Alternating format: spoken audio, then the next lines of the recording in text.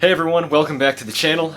Today I have something special for you. So earlier this week I had the opportunity to interview the incredible Miss Rheta West, and we had a great conversation about heavy lifting and gym ownership. Rheta has set not one, not two, but 9 #1 all-time historical world records in powerlifting, both in 148-pound and 160-pound weight classes, both raw and equipped.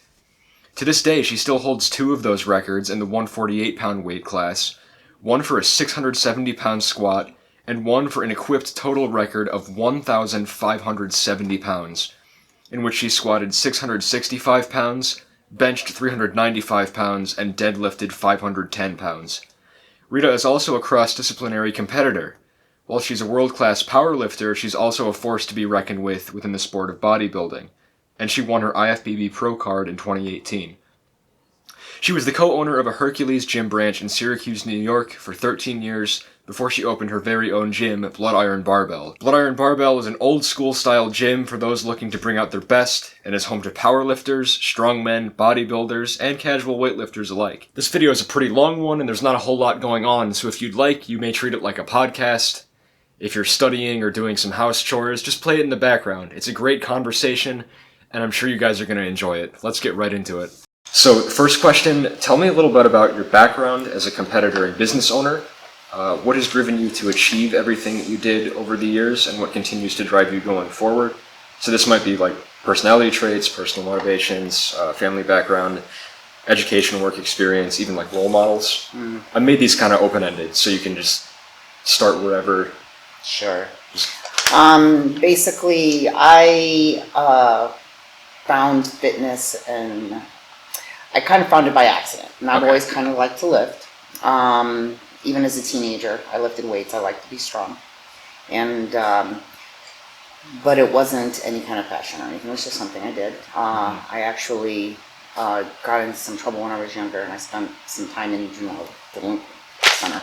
Gotcha. And that's where I started lifting weights because I was able to do it by myself. I didn't have to go interact with anybody.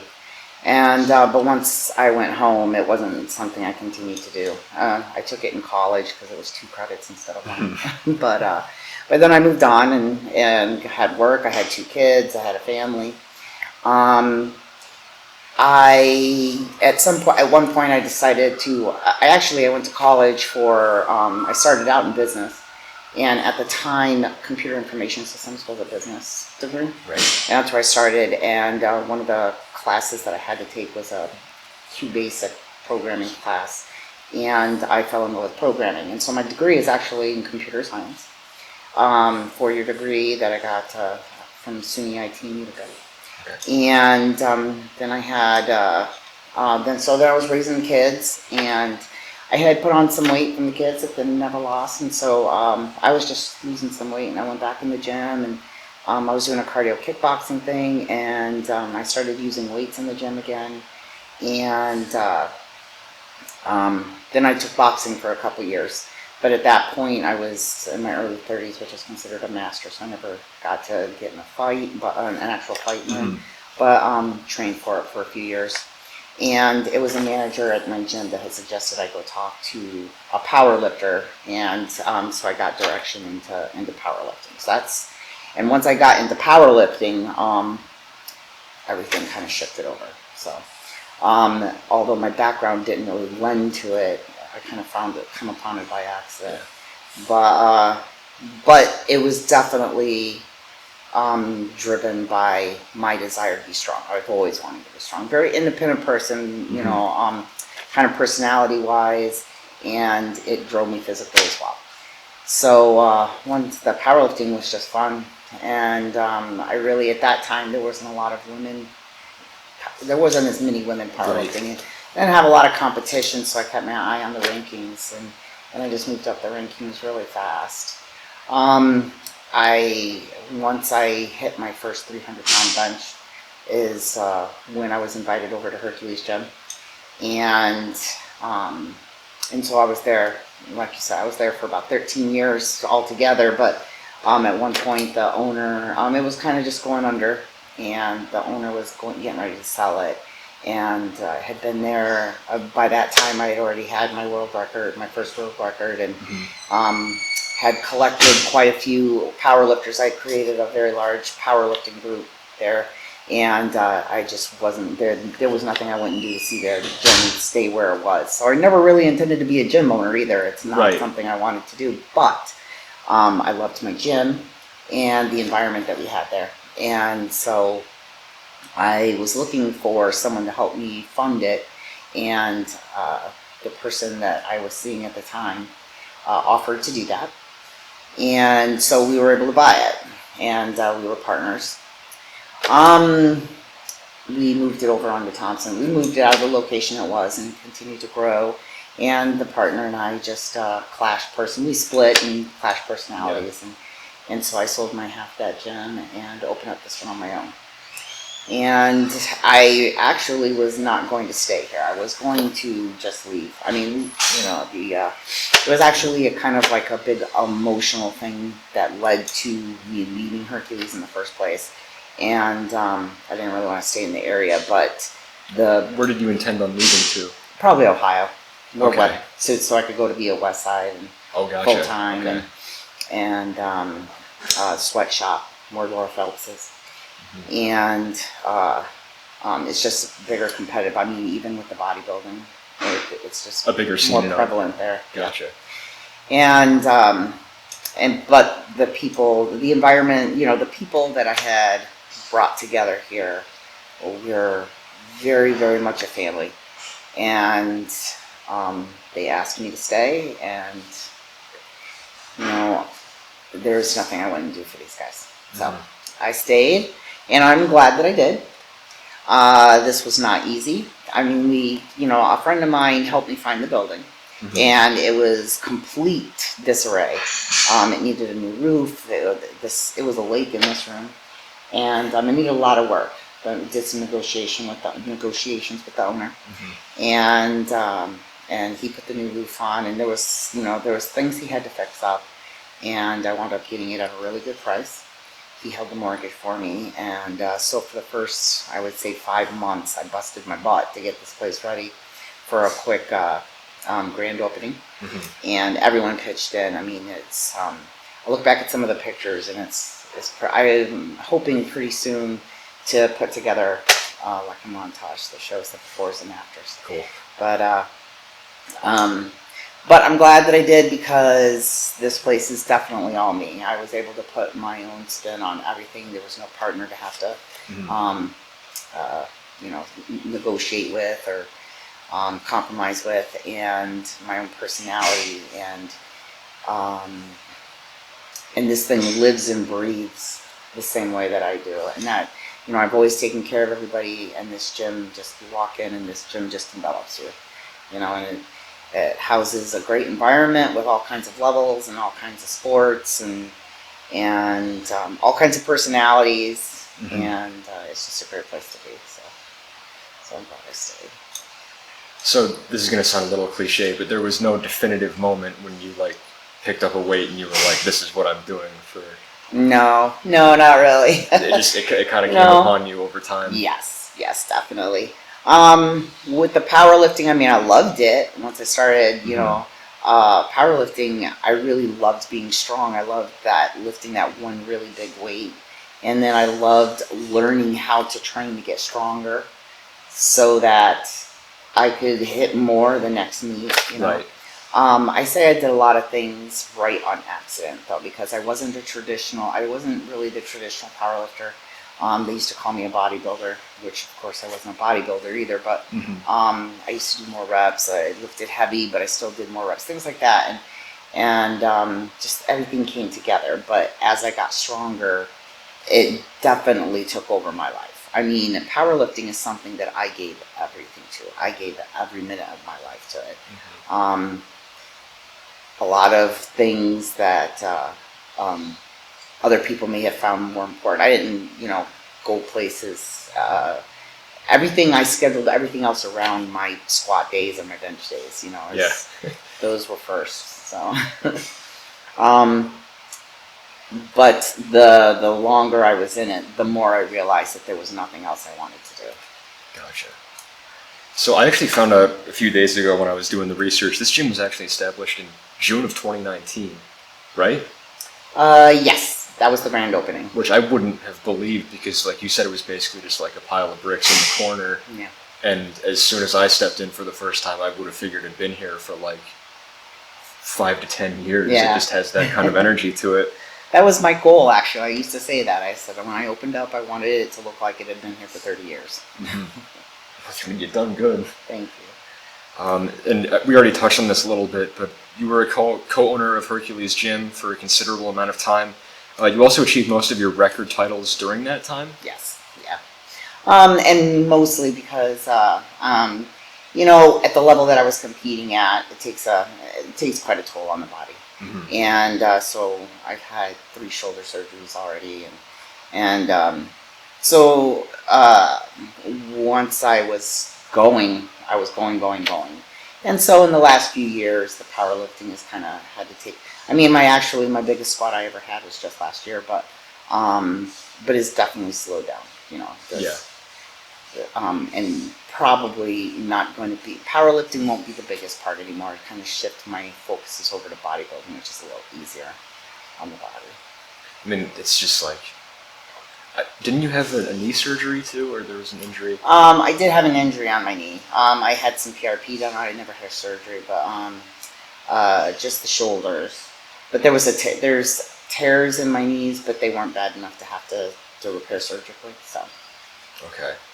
So I mean, it's just joints. Like there's really only so much you can take after time and time again of putting up weight that heavy. So you already went into. You had a. Kind of a falling out with the owner of Hercules. I don't know, falling out, or were there any other reasons that you decided to leave to build Blood Iron? And if there were any opportunities you capitalized upon, I suppose include those as well. Mm-hmm. No, that was the only reason. I actually asked him. I wanted to stay with Hercules because I had done. When I went to Hercules, I was the only female at night. Mm-hmm. The only female that worked there, and. The powerlifting team was, I think there was like 5 of us, and one of them used to work at nuclear plants, so when he had to go to work, he was gone for weeks at a time, and whenever he would leave, the other guys were they just kind of scatter. And so I had worked to bring together the powerlifting team. I started recruiting people, and at the time we moved over to Thompson Road, I mean, my group was 40 people big. Yeah. So I had worked hard to build the powerlifters. I had worked hard to build the environment.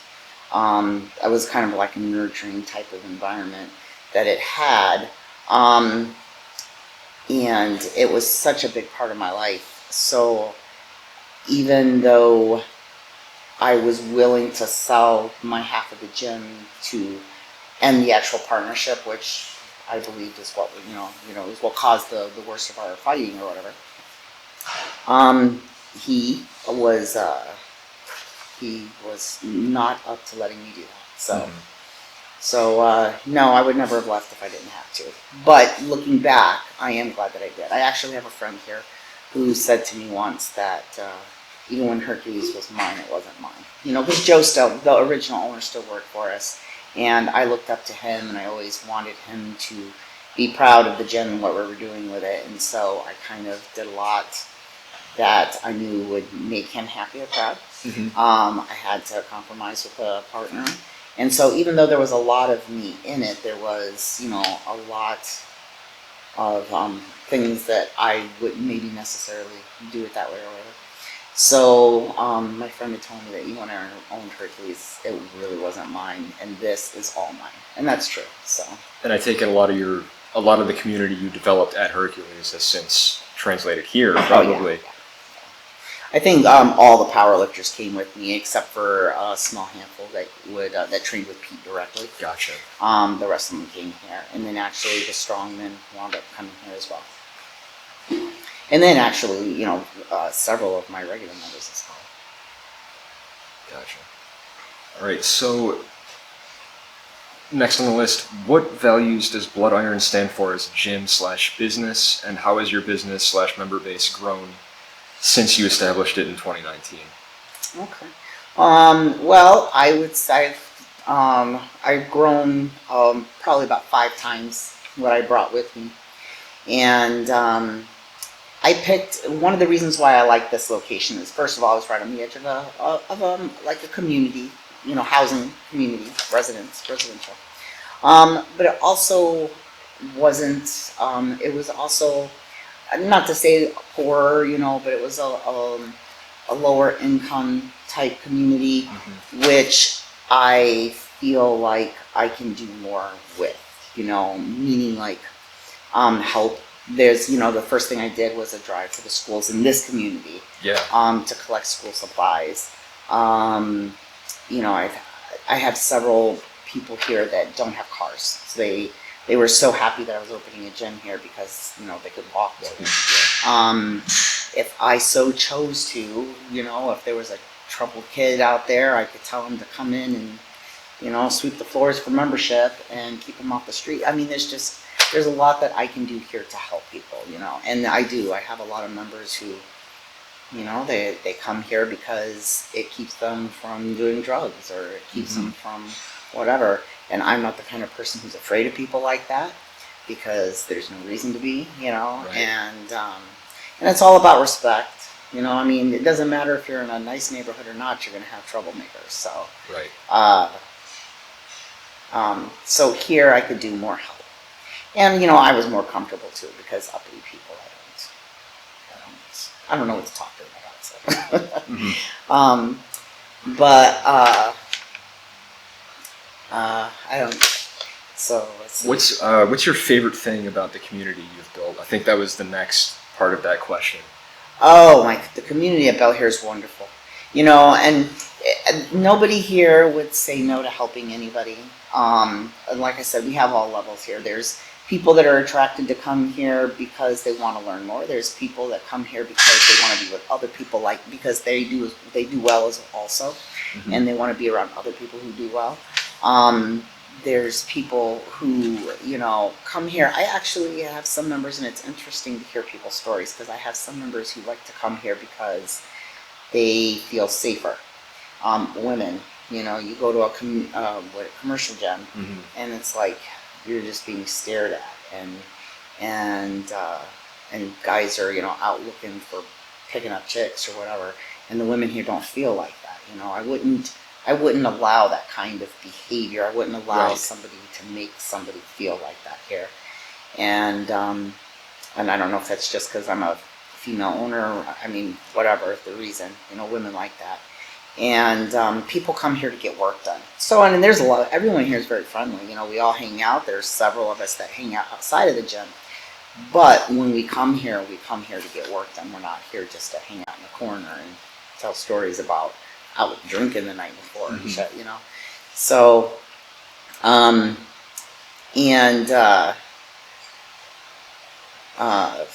the different levels. Oh, not only that, not just different levels, but different styles too. So even within powerlifting, you have, some people that follow the West Side method. We have USAPL lifters who, follow a different type of method. We have some Olympic lifters. We have all different types here too.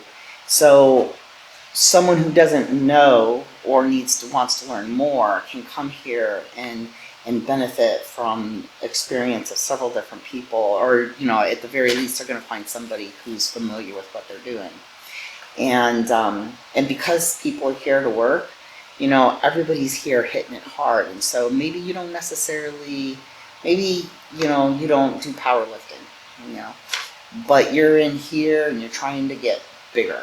You're in here lifting your weights because you're trying to get bigger, and you hear some commotion out there in the back room, the powerlifting room, and you look back there and there's these people that are just like cheering for each other, and they're hitting it hard, and it makes you psyched. It makes you want to go train even harder. It makes you want to go up some weight, and everything here is very motivating.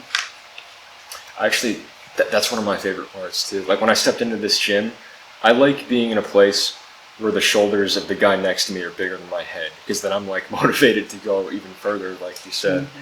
And the diversity in the community, I actually just figured out who Little Muscles Mo is the other day, because I thought that was like a joke nickname, but then I also remember I saw him in the room like a month ago or whatever, and I'm like, who's this kid? And he starts doing like hanging leg raises, and he's like squatting double his weight. Like, it's nuts. The kid's a beast. Yeah. The people on the wall over there, do you have any other IFBB pros that train in this gym, or are they in the pursuit of doing something like that? I don't have, no. I had one guy in here who, he got his pro card, but he was here for a short amount of time. He's getting ready to move, so, he's no longer here, but, so that's why he's not on the wall, but, those are OCB pros that I Okay. trained. So there's no other IFBB pros. In the pursuit, I have a few people that come and go. Like, so I have a few bodybuilders here that train at several gyms, you know, so I would say there's probably 3 or 4 other ones that hope at some point to get their pro cards in IFBB. Cool. Okay, I think question 4. Okay, yes, this is a very much like a business class kind of question, but tell me a little bit about your competitors. How does your gym stand out from other gyms in the local area? Oh, okay, yeah, you know what, that was fun because I've always known the only way for me to compete with the other gyms, because I can't compete with equipment. I can't, you know, my stuff's not shiny, nor do I want it to be. And I don't have as much equipment as some places, and I don't have tons of cardio, and I don't have tanning booths and all that business. So the only way for me to be competitive was to be as different from them as I could be, and to offer things that they couldn't offer. And in that process, was able to get, first of all, my own type of, competitor people, of course, who can't, I mean, you can do powerlifting in a commercial gym, but you don't have the specific equipment that I have here, you know, that you would have on a platform in a competition. But even the regular gym goers, you know, they're ones that come here to get the work done, like I said earlier. So the competitors, I mean, there are some gyms in the area that want to be hardcore, you know, but hardcore is something you can't fake. You know, you can't make it be hardcore. It just is. And I would have to say, maybe there's one other one in the area, but you know where he's older and he doesn't. I'm kind of new to the scene, and this is my entire life, so I market it. I'm active on Facebook with it. And so the couple other, I would say, power gyms in the area, they are owned by older gentlemen who don't really actively put their stuff out there. You know, they just kind of have their loyal members that they've had forever. And so for the most part, the people that think that claim to, that are kind of like trying to be hardcore, are more of like a trendy type of hardcore, where they're just trying to be fancy. It's just fancy. You know, they still want to be shiny, and they still want 1 million clients or, you know, members, and it just doesn't work like that in a hardcore gym. So This is one of the favorite gyms I've been to. thank you. Because I started training in a YMCA. I've been to a few different types, so I had a YMCA for a couple of years. I joined my brother. There was a Blink Fitness on West Taft that I could get free guest membership to, so like I joined him for workouts. One of my other favorites, I've been to Attilas in Wildwood, and it's very similar with like they have like all the pros on the wall, like the people that have come in to visit, and it's like a very serious attitude there. One of my favorite things about this gym, I think, was the idea of the member cap. Yeah. Would you mind telling the folks at home about the member cap? No, I capped it at 200 members, you know, 200 regular paying members, because I've got a couple of people that only come on the weekend maybe or something like that, but this gym will never be so crowded that you're waiting for equipment. I mean, this place will always be somewhere that I would want to train, and if I had to sit around waiting for a piece of equipment, I would not be a happy person. So it's a better environment and more comfortable for us all. The place isn't going to make me rich, and that's just fine. You know, I can pay my bills, and I can go where I want to go when I want to go there, and that's good enough for me. And so the member cap will keep us all happy. And then, you know, you kind of, even if you don't know everybody's names, you'll know their faces. You know who's coming and going. You know how busy it's ever going to be. We don't have to worry about New Year's rushes. You know, it's. I think that a cap is important. This place isn't just about the money for me. That is music to my ears. Like there's nothing worse than when you go in on New Year's, right at the start of it, and it's like there's just like so many people up your ass. Like you're trying to do whatever, practice squat or like X amount of things. 3, stand out. You can pet a bulldog in between sets. Yeah. That's one of my favorite parts. Yeah. So there's really no reason not to come here, like if you're in the local area. So moving on to 5, another very businessy question, because this is for an entrepreneurial class. Sure. What did you have to do to get the gym off the ground and moving? What type of finances, resources, and relationships did you have to acquire / utilize to help you? And were there any barriers you had to face, and what did you learn from breaking them? So, like I said, I have a friend who found the gym, and his father was a real estate agent. And so they were extremely helpful in helping me to talk back and forth with the agent that was renting this place out for the owner. So, like I said, we first, there was negotiations, and you had to be patient because I mean, even though this place needed a lot of work, I saw a lot of potential, but you can't just jump in and say I want it now. Certain things had to be in place. So there was the negotiations of what to fix and how much money to take off of things, and so I'm thankful that I had that real estate agent helping me out. He knew what was appropriate and what wasn't, and how to speak to these people, and he knew them personally and things like that. So once that was figured out, there was the lease. I was only leasing it at first, and I had quite a bit of money from selling my half the gym. Mm-hmm. So thank goodness. So one of the things I think is really important is I own everything in here. I tried very hard not to lease. I didn't want to lease anything because I didn't want to have any extra payments that I didn't need.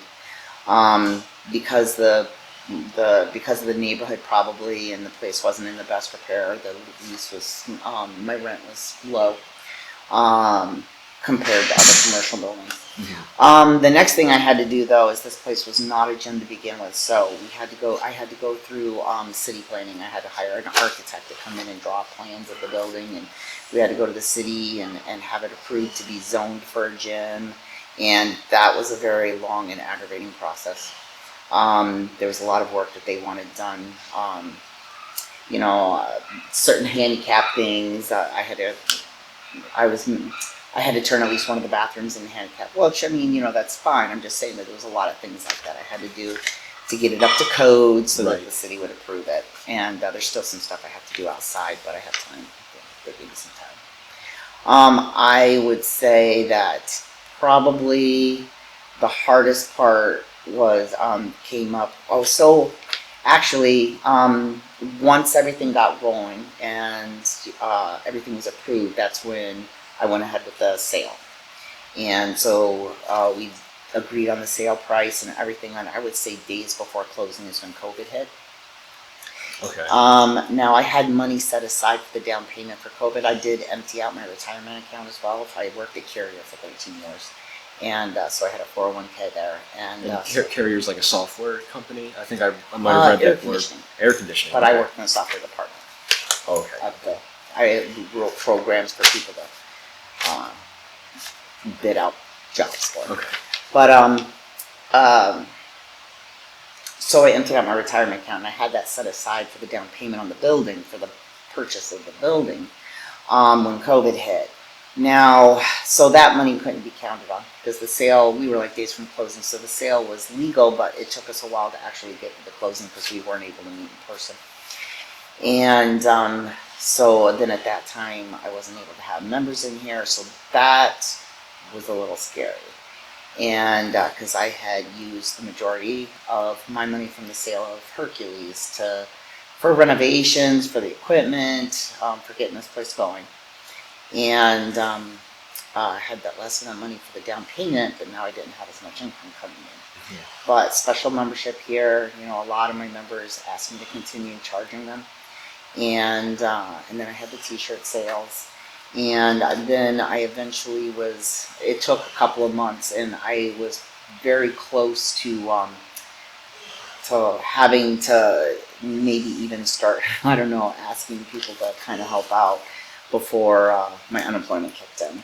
So I was able to get some unemployment, even though the non-traditional unemployment that they did, and then I was able to get a disaster loan, and so that's actually still sitting in the bank. And so thankfully that I don't have, that took care of any close calls that I had with funding this place. And now the purchase is done, and businesses, I actually have more members now than I had at the beginning of COVID, and so that's all working out. The guys still finish some stuff for the city outside, but given the circumstances, I mean, I still have another year to do it, but given the circumstances, I'm sure that they would allow me some time to make sure that I have the money to get it done. So COVID did hit pretty hard. It seems like you have it kind of under control now, though. Oh yeah. And everyone's very understanding of the things that we have to deal with as far as the face masks and other than that, it's not. I mean, that's the only really annoying thing. The rest of it's just silly little, I don't know, paperwork that I have to do with. but yeah, it's all under control. All right, very cool. So. This week we kind of escape the business questions now. These are just things that I'm curious about, or people at home might be curious about. As a woman in the sport of bodybuilding and powerlifting, in what ways have you tackled societal hurdles, and how did your family and friends react to your career pursuits? That's funny. My family was kind of mixed at first. A lot of them just don't understand it. They know that it's a lot of weight, but it's hard to understand that the pressure that weight puts on your body and how hard it is to move it, So, I mean, they know it's a lot of weight. They just don't understand it. I would have to say that my dad wasn't too sure about it at first, but he's come around. He's very proud of me. So they're very supportive and proud, proud now. They like to talk about it and tell people. My kids, they were always kind of like to brag about it a little bit because it sounds like I'm famous or something, Yeah.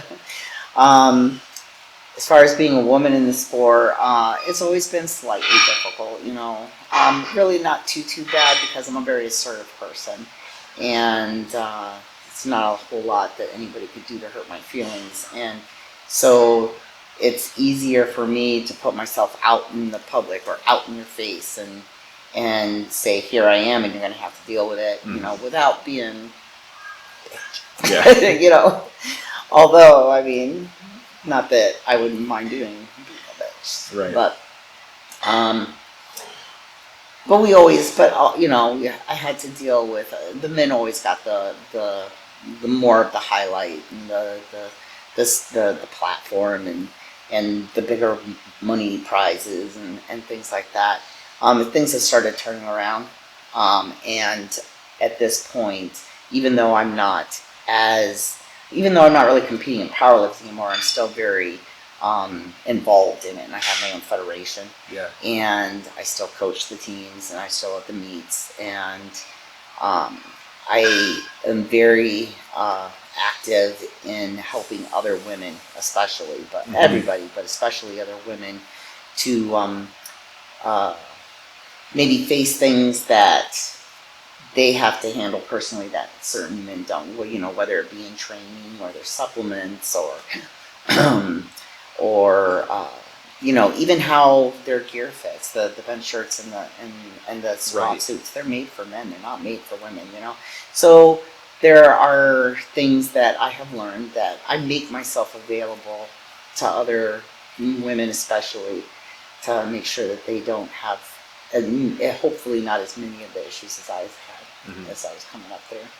So you're quite literally a pathfinder for female powerlifting in a sense. Yes, and a lot of things actually. I guess really, I am. I'm a natural leader, and I like to help people, and I seek that out. One of the things we can touch upon. You said you had a federation. I don't think I covered that in the intro. I know there's a sign out front. Is it? It says PR. That's not. No, that was PR was something that I started when I was still over at Hercules, and it kind of separated my services from Hercules because I had become to be known like as Hercules. I was like equated to Hercules, And so I wanted to have a little bit of separation to have my own individual, individuality. And so that's why I created PR for, and I used to put like my personal training underneath that. But the Powerlifting Federation I have is Herc, actually, because I started it when I was at Hercules. And when I left, I took the Federation with me. It was always my thing, really. So Herc is a powerlifting federation, which means I sanction other meets, and the meets that I run are actually sanctioned, and I keep records and rankings, and I submit the results out to the national ranking bodies, so that's where people get their records recognized. You host a lot of meets here too. When was the last time you hosted a meet? Actually, the last one that was here was November of last year. So we're about to hold, the next one is in November. It's been a year since I've had a meet here. Yeah. People are probably excited, right? Oh, yeah. Yeah, it filled up. I mean, it's a month and a half away still, and it's been full. So I already have people signing up for the one I'm having in January. So. And I take it a lot of people who train here are probably training in preparation for... There's a few of them. Yeah, there's a few of them for this one and for January, actually. But I really push especially my higher ranking lifters to branch out and do meets out in other states and other higher level meets, where they're competing with people outside of their home gym. Very cool. So on to question 7. How do you balance your work life and your personal life? I know that for the most part, it seems like a lot of your life revolves around training. This is your house, technically. Yes. I was going to say, I don't think there is any difference right now. Yeah, I actually even live here. And that's okay with me. There really isn't a line. Every once in a while I have to get away. And I leave for a weekend, or I'll leave for a week, or, whatever. And, but right now I think it's important for me to put everything I have into it right now, so that as the years come through, so here soon it starts to run itself a little bit smoother, and then I can ease up a little bit and back up, But right now this is just it. This is it. And I mean, I have goals. I'm not ready. I mean, I may not be powerlifting, but I'm not ready to not be number one at something. And so right now, my bodybuilding has my full focus, and because I want to be at the top of that too. So nobody gets to the top of anything by taking time off. Right. It just doesn't happen. So, but that's what makes me happy. And you are a mother of 2, right? Yes. So, I guess the question is, where are your daughters staying? Like, how do you keep up with the rest of your family? Unfortunately, that is one of the things that does tend to not get as much attention as you might, as like other families would. I stay in touch with my family, and my daughter lives just outside of Syracuse, like in the Fulton area. My son lives in the Liverpool area, and they're both adults. And, okay. Yeah. Okay. My daughter, in fact, has a child of her own, and and so I don't see everybody. And then I have family right here in Rome, New York, and so I don't see people as often as I should. But I try to keep in touch by phone. And then, of course, that's one of the good things about Facebook. We can always share pictures and send messages back and forth. And then I make it a point to just take some time out to go out and see them every once in a while, too. You were talking about wanting to be number one at something. That's constantly a goal that you're striving towards. And you actually have a bodybuilding show coming up just this week, right? Yeah. Which is very exciting. And that kind of leads into the next question, which was, as someone who has competed in both powerlifting and bodybuilding on a high level, how does peaking for a powerlifting competition differ from a bodybuilding competition? And people at home should take notes, because you're learning from one of the best. So I get to eat for powerlifting. That's a plus. Yeah. So powerlifting, you kind of like, you just do a lot of heavy work, and then the last few weeks you back off a little bit, you eat. Now for me, I had to stay in a weight class, but I competed, I cut weight for my weight classes, so I trained, say, around 180 and competed at 148, 165. So, but I did my cuts, they were water, they were pretty much like, I was just dehydrating myself. And so I did it 24 to 36 hours out. So I suffered for a day and a half. and then put the weight on. And put the, just rehydrated and trained. Competed.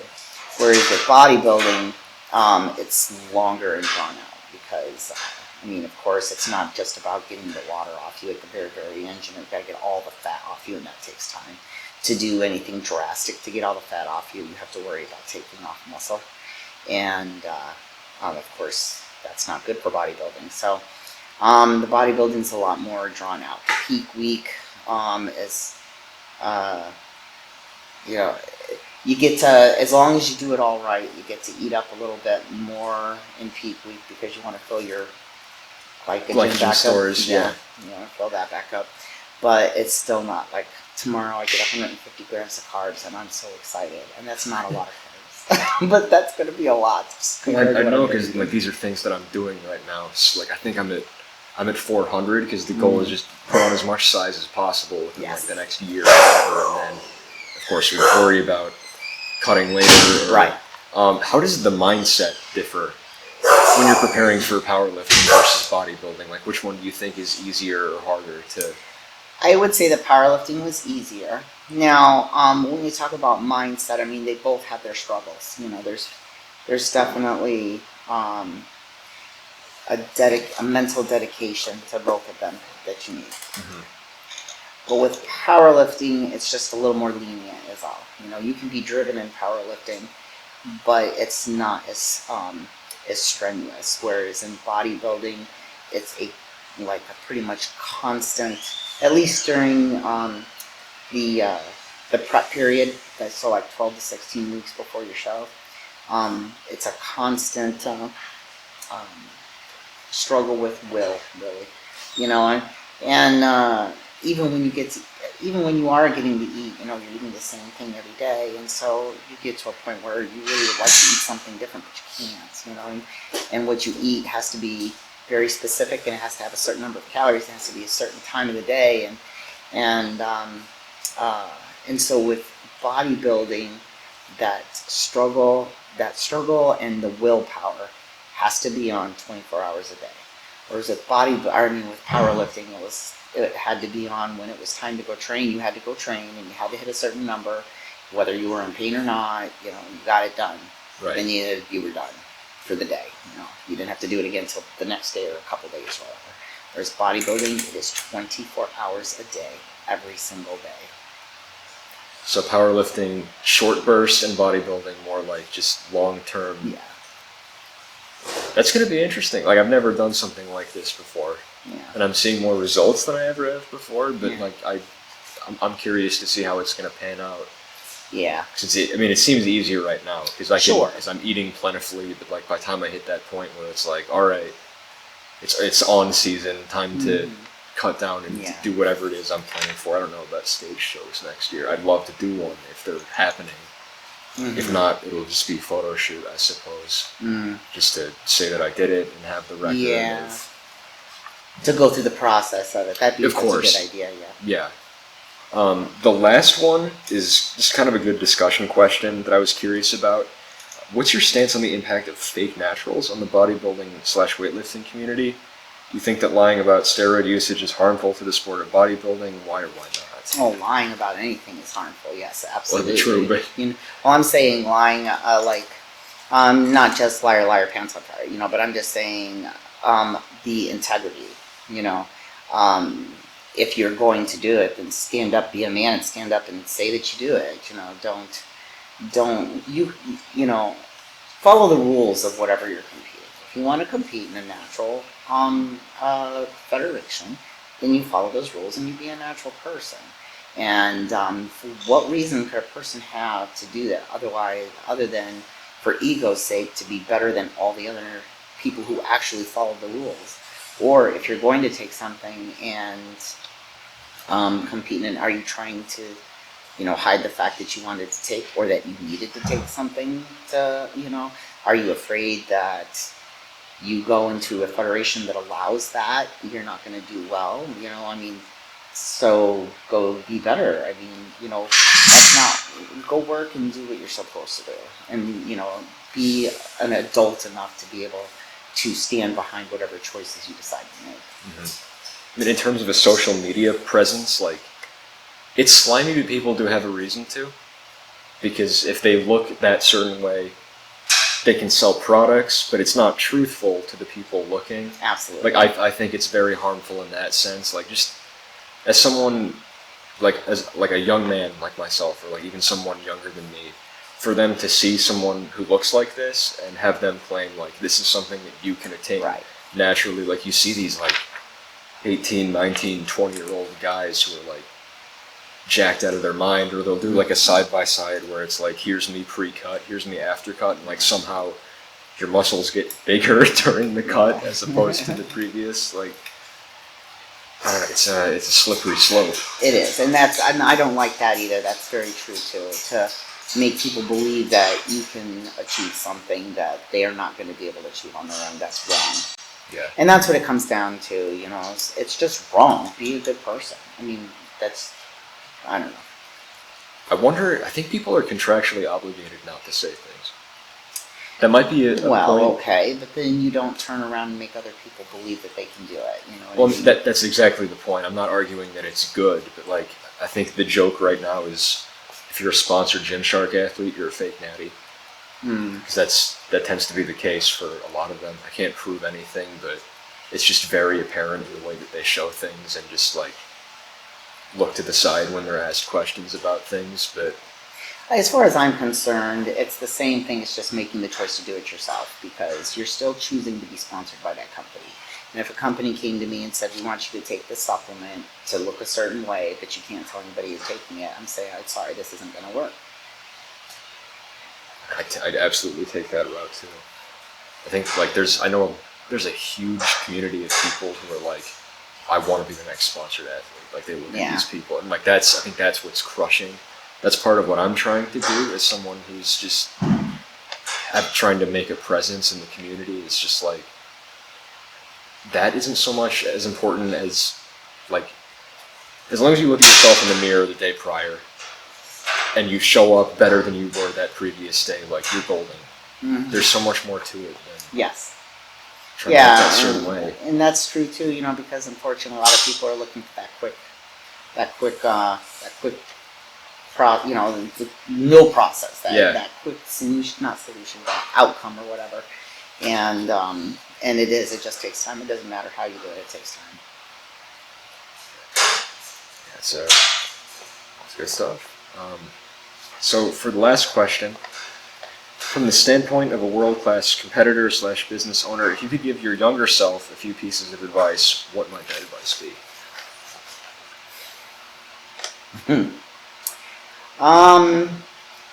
You know, it's hard because, of course, as a competitor, there are things that I've done. Like, so for example, the reasons why my shoulders are beat up, you know, I know what I did now to do it, and I try to coach my lifters to lift in the proper way, you know, so I guess if I could ever go back and correct my form on a few things, I would certainly do that.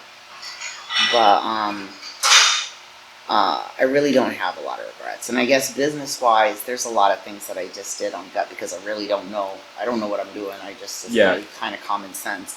And so there's a lot of things that, like, I did on my own that would have wound up being cheaper had I just hired somebody to do it.